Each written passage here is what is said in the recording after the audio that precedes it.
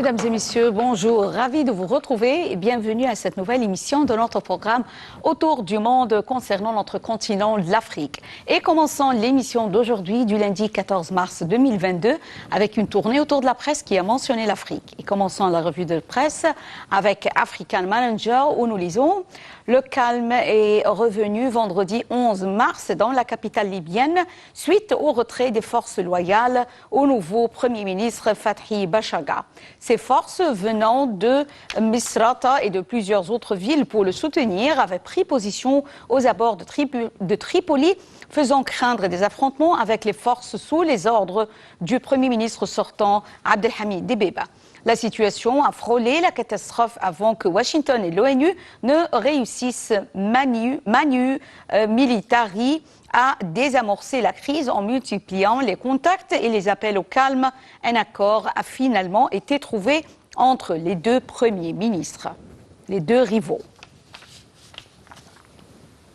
Et passons au quotidien L'Opinion où nous lisons: le chef du gouvernement, Aziz Akhnaounouch, et le Premier ministre mauritanien, Mohamed Ould Belal Messaoud, ont co-présidé les travaux de la 8e session de la Haute Commission mixte maroco-mauritanienne, ouverte vendredi matin à Rabat.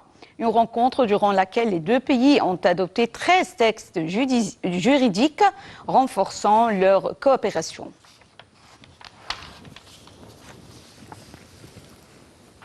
Et passons à Voice of Africa, où nous lisons: au moins 17 civils ont été tués dans de nouveaux affrontements tribaux à Darfour. C'est ce qu'a indiqué vendredi un responsable dans cette région de l'ouest du Soudan, régulièrement endeuillée par des disputes pour la terre ou l'eau.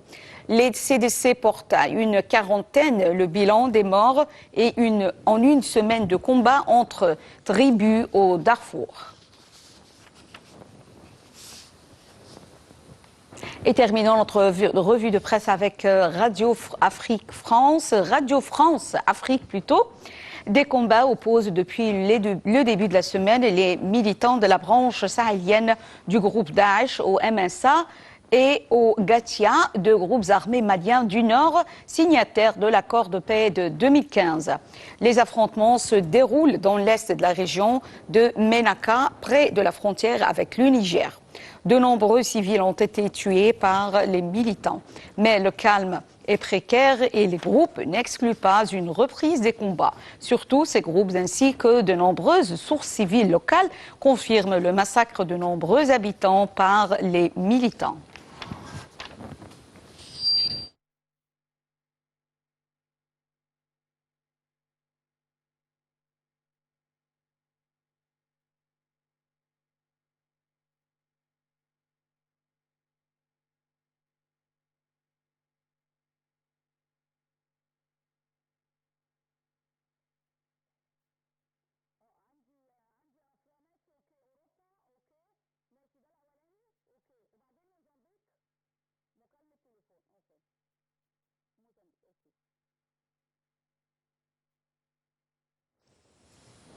Les prix alimentaires mondiaux pourraient enregistrer des hausses comprises entre 8% et 20% dans le sillage de la guerre en Ukraine, estime vendredi l'Organisation des Nations Unies pour l'alimentation et l'agriculture, FAO, qui alerte sur une progression prévisible de la malnutrition à l'échelle mondiale. Le président français Emmanuel Macron redoute par ailleurs une famine en Afrique à cause du conflit. Le point avec Dalia Kara. La Russie est le premier exportateur mondial de blé et l'Ukraine le 5e. Ensemble, les deux pays fournissent plus de tiers des exportations mondiales de céréales. 19% pour l'orge, 14% pour le blé et 4% pour le maïs. Les probables perturbations des activités agricoles de ces deux exportateurs majeurs de produits de base pourraient sérieusement aggraver l'insécurité alimentaire à l'échelle internationale, déclare le directeur général de la FAO, Qu Dongyu, cité dans un communiqué. L'indice des prix alimentaires de l'agence onusienne, qui reflète l'évolution des cours des principales denrées échangées dans le monde, a déjà atteint un niveau record en février. Son envolée risque de se poursuivre dans les mois à venir lorsque les répercussions du conflit vont se répandre à travers le monde, prévient la FAO. Dans son évaluation préliminaire de l'impact de l'invasion de l'Ukraine par la Russie, la FAO souligne les incertitudes qui entourent les récoltes en Ukraine, mais aussi les exportations agricoles russes, sans compter que la Russie est également un exportateur majeur de produits fertilisants. Dans le détail, entre 20% et 30% des champs de céréales d'hiver, de maïs, de tournesol ne seront pas plantés ou récoltés en Ukraine pendant la saison 2022-2023, tandis que les exportations russes devraient être perturbées par les sanctions internationales. D'après la FAO, 50 pays, dont une bonne partie figure parmi les plus pauvres du monde, dépendent de la Russie et de l'Ukraine pour 30% au plus de leur approvisionnement en blé et vont donc être particulièrement vulnérables face à la crise en cours. 8 à 13 millions de personnes supplémentaires pourraient souffrir de sous-nutrition à travers le monde en 2022-2023, alerte la FAO en précisant que la progression de la malnutrition sera particulièrement marquée dans les régions d'Asie-Pacifique et d'Afrique subsaharienne. Un constat partagé par Emmanuel Macron vendredi. Le président français a déclaré à l'issue du sommet à Versailles que l'Europe et l'Afrique seront très profondément déstabilisées sur le plan alimentaire dans les 12 à 18 mois à venir. Il nous faut réévaluer nos stratégies de production pour défendre notre souveraineté alimentaire et protéinique en européen, mais aussi réévaluer une stratégie à l'égard de l'Afrique, a-t-il souhaité. Les pays du G7 sont aussi en alerte quant à un risque de pénurie et de famine.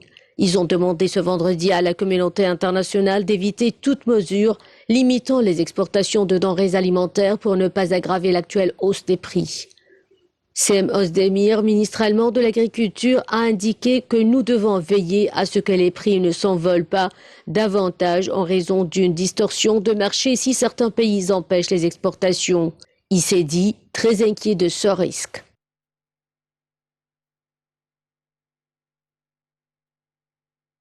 Le président français Emmanuel Macron a déclaré que l'Europe et l'Afrique seront très profondément déstabilisées sur le plan alimentaire dans les 12 à 18 mois à venir en raison de la guerre en Ukraine. C'est au cours de la conférence de presse de clôture du sommet des 27 ce vendredi 11 mars 2022 à Versailles que le chef de l'État français Emmanuel Macron a évoqué de nouvelles sanctions massives contre la Russie qui a lancé la guerre en Ukraine.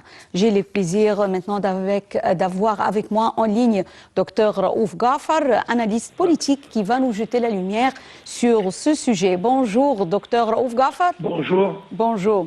Tout d'abord, si cela c'est vrai, comment est-ce que les pays africains pourraient-ils se préparer à se désensibiliser de la dépendance à la Russie?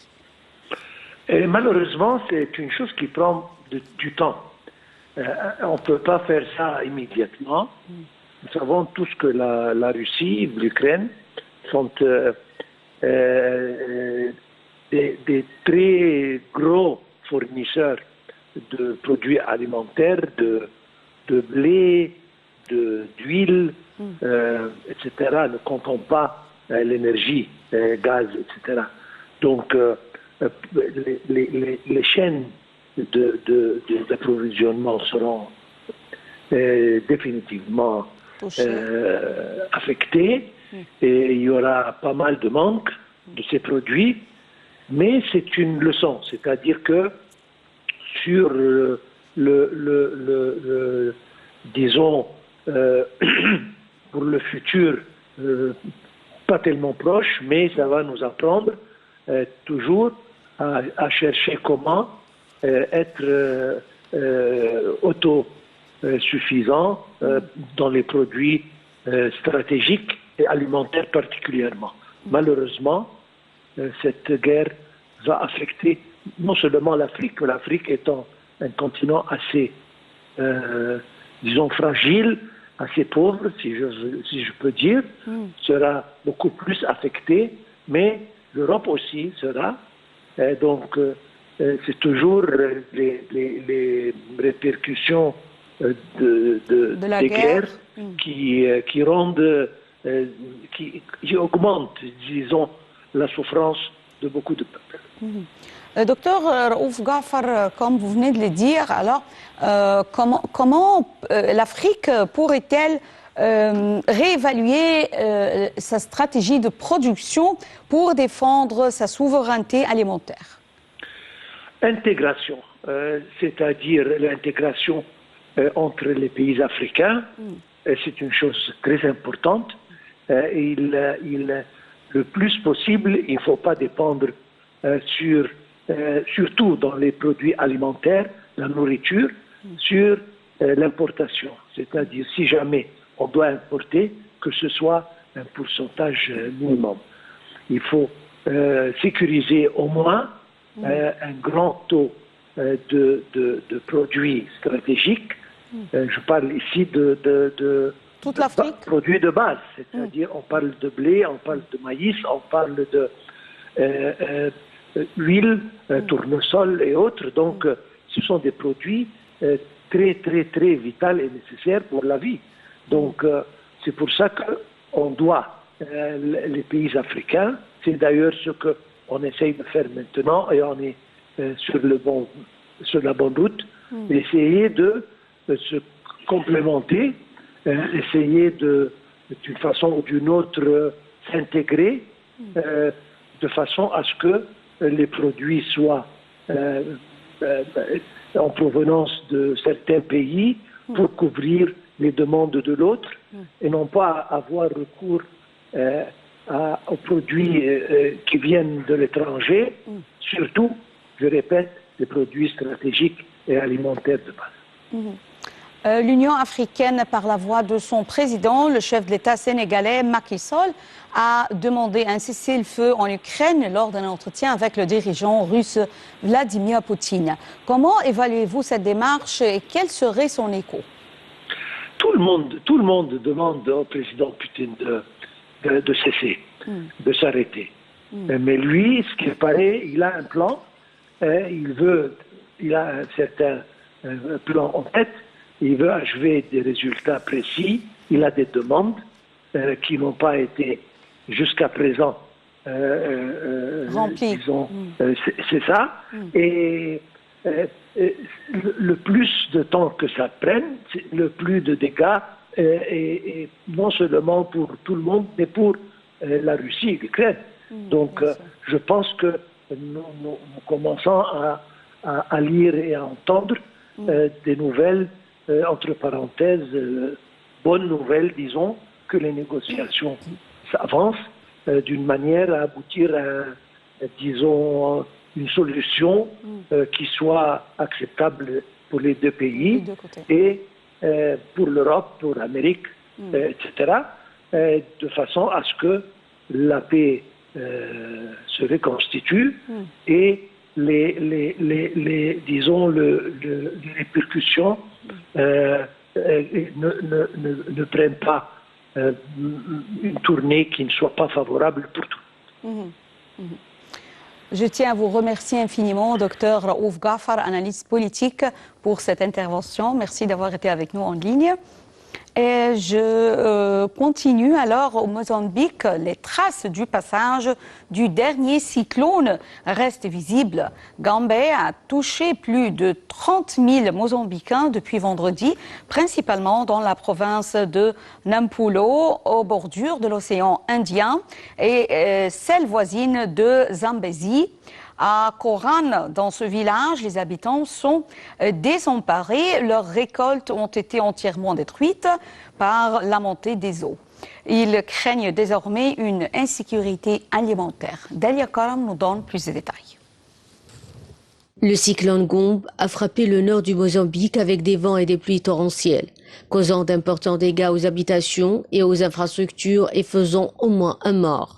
Le cyclone, le dernier d'une série qui frappe l'Afrique australe depuis l'océan Indien, a touché la province de Nampula tôt vendredi, renversant des arbres et arrachant les toits des maisons et des bâtiments publics. La ville est paralysée et les établissements commerciaux et les institutions publiques sont fermés. L'électricité, l'eau et les services de téléphonie mobile ont été interrompus, rendant la communication difficile. L'opérateur de téléphonie mobile Vodacom a publié un communiqué indiquant qu'il s'efforçait de rétablir ses services dans les zones touchées, tandis que la compagnie aérienne nationale de Mozambique, LAM, a annulé les vols à destination et en provenance des villes de Nampula, Nacala, Quelimane et Pamba. Selon l'Institut national de gestion des catastrophes, l'aide alimentaire destinée à être distribuée dans les districts touchés a été endommagée par la pluie, les toits des entrepôts ayant été arrachés. Après avoir touché le continent, le cyclone s'est légèrement affaibli selon l'Institut météorologique du Mozambique qui a indiqué que les vents du cyclone soufflaient à 130 km par heure avec des rafales atteignant 165 km par heure. Selon l'Institut météorologique, de fortes pluies, des vents très forts et des orages sont attendus dans les provinces du centre et du nord du Mozambique.